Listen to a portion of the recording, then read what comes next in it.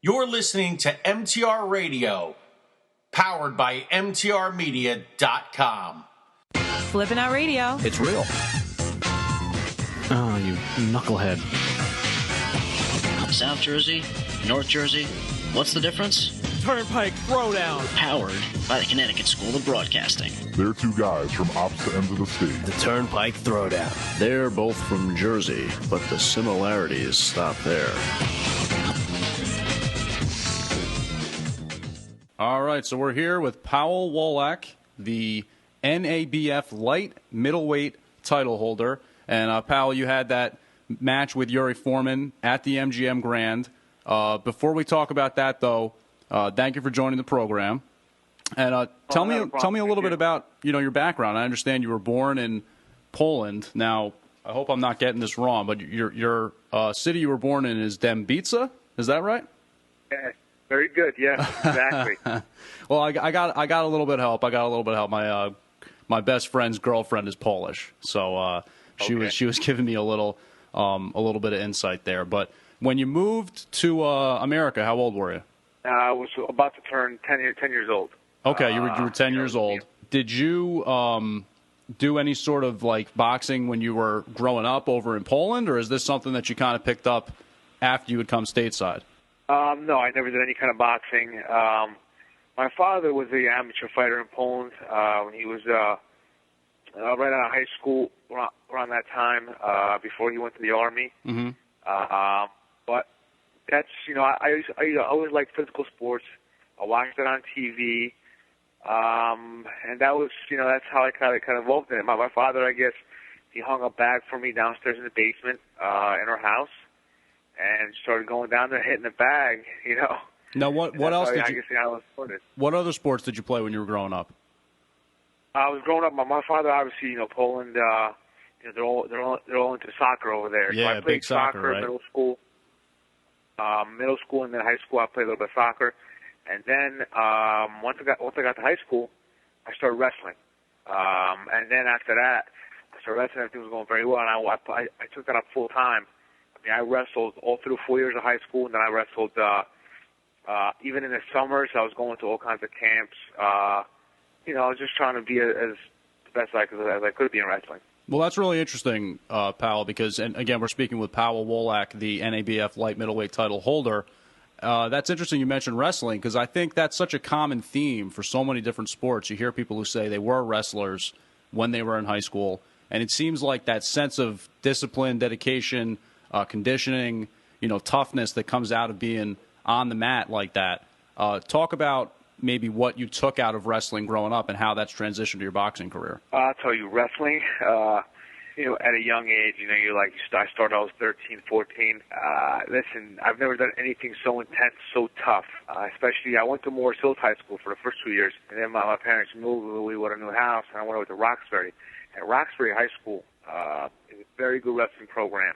They start from the midgets. They start from the little kids. It was a whole other ball game. Like I said, I was doing wrestling pretty much all year round, going to private academies, trying the best as I could be. But they always say there's a little saying in wrestling: once you wrestle, everything in life is easy, and that it's absolutely true. I mean, they really. I remember when the wrestling starts the day after Thanksgiving. You eat your final big meal, mm-hmm. and then you go into wrestling, which is usually Friday. The next day you start, and then it's very intense. And at Roxbury High School, there's no windows. So I remember right after Thanksgiving, going there early in the morning, doing my weightlifting before school, being in school all day, then practicing until 6, 7 p.m. So pretty much with the no window situation, you pretty much did not see sunlight for like all the winter. It depends how far you went. So regions, super regions, even states. It was just a very intense program. But you learn a lot. I mean, it teaches you. It really teaches you how to be a man, Yeah. No, that's funny you mentioned that, actually, because for me, I played football, but then I played basketball. So for me, it was like when Thanksgiving rolled around, I got my break. That's when basketball was coming around. So compared to football and the conditioning and the, kind of grind that was, basketball was nothing. And then for all my friends who wrestled, they got it double time. It's like, oh, you thought football was bad. Well, I'm going to wrestling now, so I'm in semi shape. I'm in like semi wrestling shape. Yeah, exactly. That's why. And then they get right when they get you in that wrestling room, and after Roxbury High School, they got their own wrestling room. Yeah. And I remember after school, you going in there and they turn up the heat, like 100 degrees. Yep, you got to get that ringworm cream on. Get your sweats on. Get the headgear going. Hey, Pawel, this is Jeff. First of all, just congratulations again on March 12th this year. You won the NABF Light Middleweight title. So first of all, just congratulations again on that. Thank you. Your work ethic, obviously, from your wrestling career is carried over to your boxing career. You're 28-1, and the number that's even more impressive than the 28-1 is the 18 knockouts. You've really kind of like brought yourself to another level, I believe. You've gone from fighting at the Boardwalk Hall in Atlantic City, and you've fought at MSG a bunch of times. And this was, I believe, was this your first fight out in Vegas, this last one? Yeah, it's my first time in Vegas, period. Okay, that's great. Now, what was that like? I mean, not only are you winning the NABF Light Middleweight title, which is an experience in itself, and you're improving from 27-1 to 28-1, but you're at the MGM Grand. What is that like? Is it just another level? It's fighting MSG and all that. I've actually fought Yankee Stadium too. It's huge. I love, I've actually noticed now that I like going away and fighting. The reason is it kind of gives me time to kind of get away from everything, and then, we usually go out there, 5, 6, maybe a week before the fight. All the training is done, and you're just going down to the fight. You just try to acclimate to the area. It's basically, but it's good. It's a good rest time. You don't have anything to worry about. Yeah. I'm very busy at very home. Focused. I'm very busy at home, so just getting away and sitting in your room and just meeting with the team for meals, meeting with the team for just workouts, just to maintain weight. You just rest so much. I love it. I just obviously MGM Grand on top of that, casino. I've never been to Vegas. Unbelievable. Just the lights, just the people. It's a whole different atmosphere. Now, after the fight, excuse me. Now, after the fight, so you've trained so hard, your entire career, but also especially leading up to the fight. There's different stages of the early preparation to the stage that you're in towards like the middle to three-quarters, and then your trainer will take it to another level at the end. When you actually have fought that fight and you're out in Vegas for the first time, and you're just probably living the life. You're got your boys out there. Yeah, you're just thinking to yourself, man, what a great night. All this hard work has paid off, etc. And probably the workout and the food and drink regimen, is so strict for you, obviously, throughout your training. That night, can you just let it all hang out, or are you still pretty, conscious of what you've got going forward, or can you really just, kind of get at it? I'm not gonna lie. I don't want to say I never let loose. I'm never out of control. Put it that way. If you knew me personally, I'm always in control. That's what makes you 28-1 in boxing. Yeah. I definitely go out and I definitely drink. I hang out with friends. I enjoy food. That's definitely the big part after the fight, because like you just mentioned, for the camp, the time before the fight, 6 weeks, 7 weeks, depending on how long the camp is. I mean, you're really very strict. I do the same thing every day. I eat a certain way. I'm at the gym every day, twice a day. It's very regimented. So, a person can only take so much. You know what I mean? You need that outlet, especially. You got to let it off some steam after a while. Yeah, no, you have to. You have to, because the fight. You fight hard, and then boom, and then nerves just let go. I mean, hopefully you won, and then you just got to kind of just live up a little bit, Yeah, that's great. Well, congratulations again. You're 28-1, and you're actually only lost, not to try to bring up a negative, but actually to highlight the positive in it, is that your one loss was to Ishii Smith, and actually people might remember him. Not only is a great boxer, but he was on the first season of The Contender, I believe, the Sugar Ray Leonard show. Yes. Okay, so I mean that just speaks for itself that the only loss to your career was a few years ago too. Does that just really stand out to you, like as far as not only being 28-1 but having the 18 knockouts? You work the body a lot.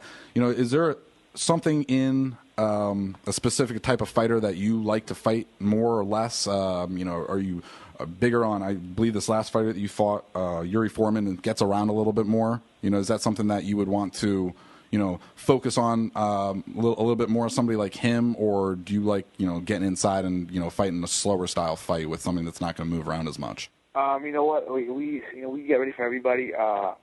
I guess maybe I would rather fight a boxer, a person that tries to run from me, because I try to walk him down. Mm-hmm. But at this point in my career, we see so many different styles, and especially with my sparring partners.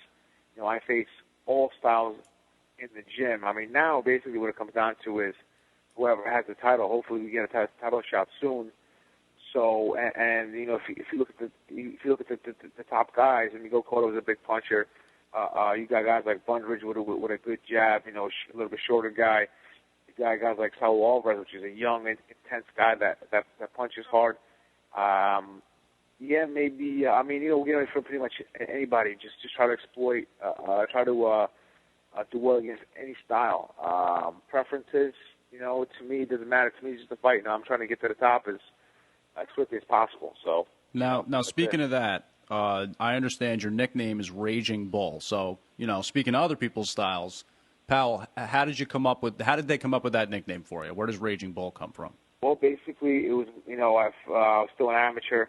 My manager at the time, now my manager, I've met him a long time ago. I was in the amateurs. Mm-hmm. In them coming to the gym, there are a lot of guys in the gym, old trainers. I used to train at Gleason's gym when I was going to college in New York, and from that point on, they're like, you just nonstop pressure. You just pressure guys. You're like a bull out in the ring. So, and after that, they started calling me, Raging Bull, and it just kind of stuck with me. And I want to turn pro. I just applied that name. Yeah. Well, listen, man, that reputation's not going anywhere anytime soon, because the word is, and like I told you earlier, unfortunately, I was working that night. I didn't catch the fight, but I certainly did my research after the fact. And, you beat up Yuri Foreman pretty good. That's another local guy, right? I know he's originally Israeli, but I think he trains out of Brooklyn. I don't know. I might be wrong about that. New York. New York. That's right, Brooklyn, New York. But you won the NABF title out there. That was back in early March. Had your first fight out in Vegas.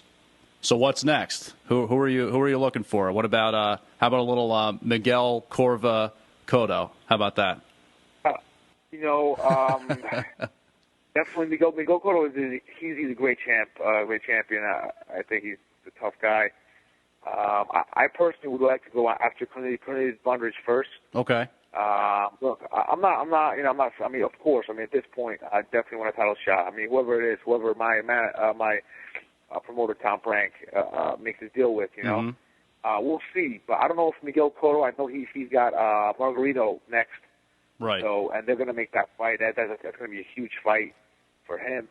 So we're not gonna fight next, but hopefully I get one of the other guys, either like Bundridge or Saul Alvarez, and then after that, if I win and I do well, I keep going. Then I would like to go against Miguel Cotto. All right, I feel you, man. You're patient and focused. That's a dangerous combination. But it's time, Yeah. Real quick, what are your thoughts on? Do you think that the Pacquiao Mayweather fight has to go down at some point? Isn't this a fight that everybody wants to see? They should do it just for the fans. You can look at Mayweather and say, all right, Pacquiao is willing to concede your concessions now.